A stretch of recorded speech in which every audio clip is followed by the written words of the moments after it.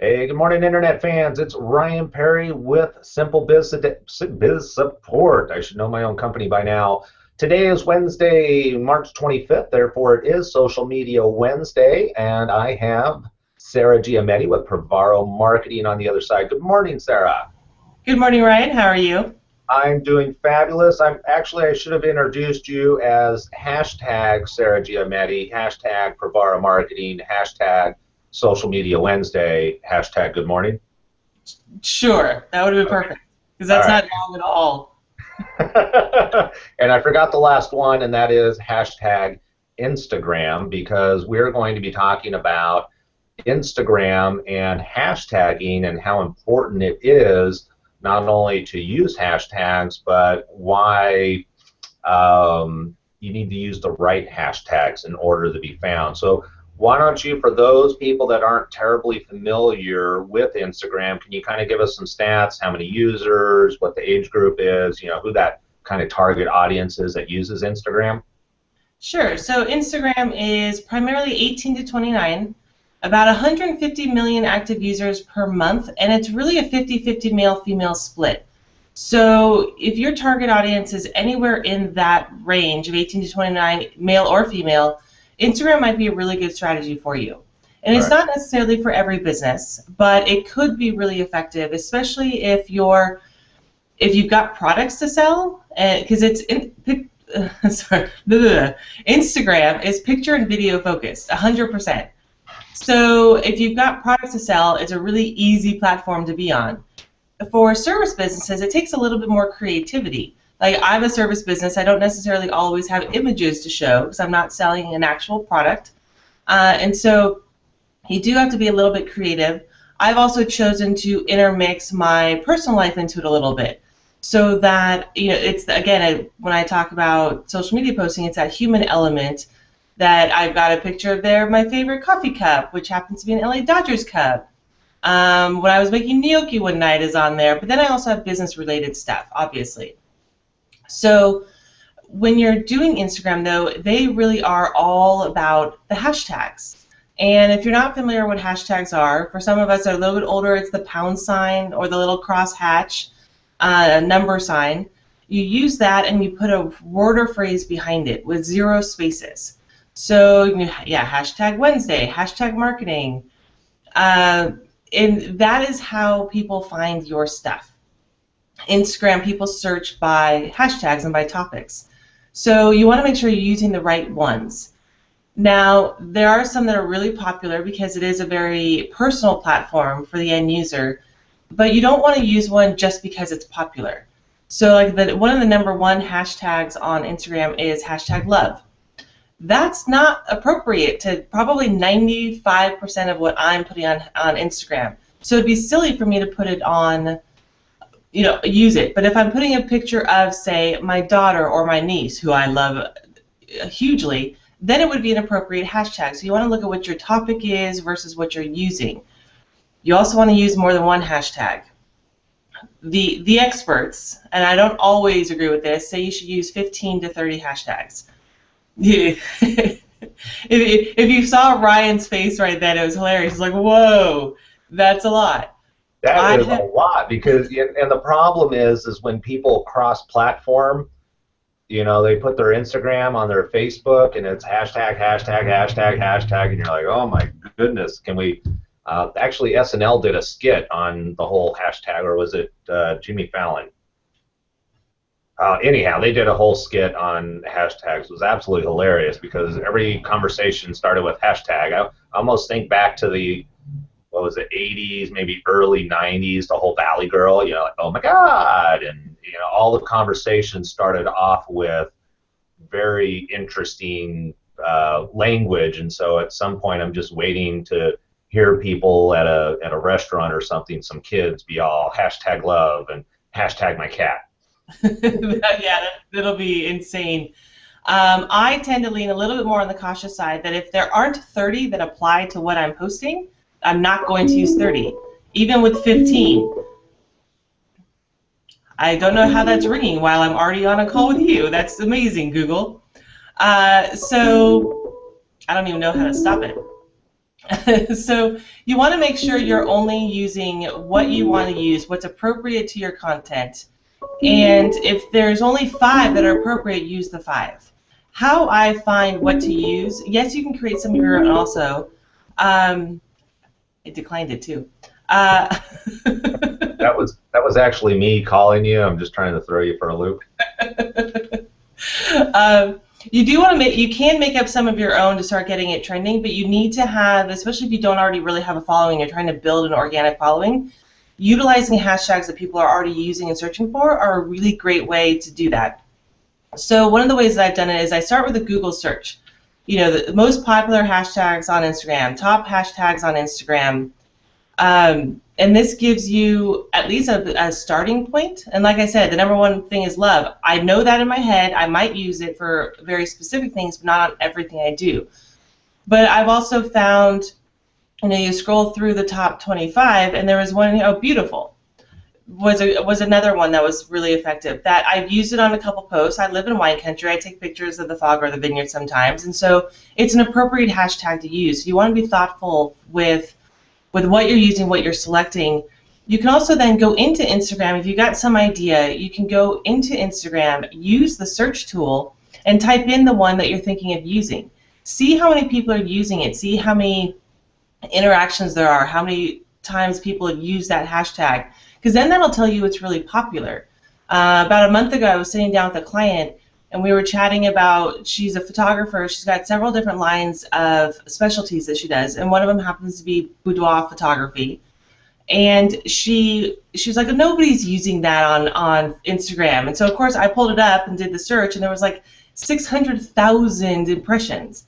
So it definitely was, you know, it was an eye opener for her that it really is there with 150 million people.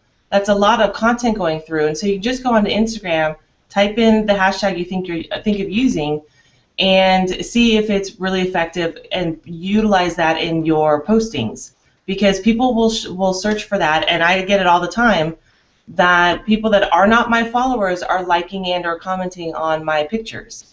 So they might not become a follower the first time around, but as you get in front of them more and more and they see they really like your pictures, you'll organically grow your following on Instagram. Right, and just to clarify, one of the other things that I find interesting about Instagram is that we were going to do some screen shares and some other things to kind of really showcase the different, you know, especially I think on the search side, because it's not a normal way of searching when you have to use hashtags, and because when you hashtag, you don't put a space in between words. It all kind of runs together. So thinking of like long tail, 3 or 4 words, how would that look in search? For somebody who hasn't done it, it's kind of interesting. But anyhow, we were going to do a screen share, and Instagram is not terribly computer friendly. It's really mobile friendly. It is. So technically, yes, you can log in online. You can like other people's pictures, and you can comment on other people's pictures that are already in your feed. But you can't do any sort of search or posting at all online. So it is pretty much 100% mobile with that in mind. So like the best I can do is my tablet, which will be hard to see. But this is my news feed. And so I can go in here and see, you know, the latest post that I did. It does a run through of who's liked it. And if I go into the post, so it is, Google just recently sent me a little wood airplane flyer, which my daughter is almost 20, and so, you know, it's great marketing swag. But I always joke when Google sends me toys that they're sending me toys for my niece and nephew, who are 1 and 3. And so my post was more toys for me. Where on the other hand, I would actually use that toy. Well, the last toy was the little the shakers for the World Cup, the noisemakers. Yeah, I didn't get the shakers. I got the plane. I got to put it together. The noisemakers were awesome revenge, because, like I said, my brother he's younger than I am, and my daughter's 19, so he thought he was going to be the funny uncle and give some noisy toys, and so it was great revenge to hand back some noisy toys to my niece and nephew. Good job. Good job. But what I posted was more toys for my niece and nephew from hashtag Google, and then hashtag entrepreneur life, hashtag marketing, hashtag swag. And I've got 12 likes. And this was just like at 11 o'clock last night. So it's utilizing appropriate hashtags and making sure that you are consistent too. So I do put entrepreneur life on a lot of my posts so that I'm in that feed on a regular basis. And so you want to find one that just kind of that will fit into your entire strategy. So each post I do has different, obviously it's a different picture, it's a different message, but the entrepreneur life is one I put in pretty much everything because I'm an entrepreneur, I am building a business, and so that's a hashtag that I've chosen to put in every single thing that I post on Instagram. So you've got some consistency to go with the variety. And so I probably could have put more hashtags if I had done some research, but again, it was 11 o'clock last night and I was being silly. But still, I have I have 4. But you can go in here and you can go do for the search button. That was the last search I did, but you can search for a hashtag. And so if I put in here, let's see, the entrepreneur life. So entrepreneur in here has over 2 million posts. And so you can also just put the start of one word. And so I just spelled half of the word entrepreneur, and I've come up with this entire giant list of options and suggestions. So searching within Instagram is hands down the best way. Like you can do a Google search to get an initial idea, but then you can go in here and I have spelled entrepreneur, and I've got pages and pages of options of how many posts have been done with those hashtags. You've got entrepreneurist, entrepreneur problems, entrepreneur label. Like there's all kinds of different options, and so I could choose, because I'm doing, I have the entrepreneur theme, I could choose 5 or 10 of these to include at the end of my post. But as Ryan mentioned earlier, if you're cross-platforming, so you have the option on Instagram to also auto-post it to Facebook and or Twitter, and a few others in there too. You can. It's not a terrible strategy, but don't use 15 to 30 hashtags at the end of your post and then auto-post it somewhere else, because your Facebook followers don't want to see that. Your Twitter followers aren't going to pay any attention to it. So if you're going to use a lot of hashtags and go more on the 15 to 30 range, keep it on Instagram and post separately on Facebook and Twitter with different content. I'm gonna say, please do that, especially the ladies out there. I don't see a lot of dudes on Facebook all hashtag dude life, hashtag hay bale rides, hashtag 4x4s.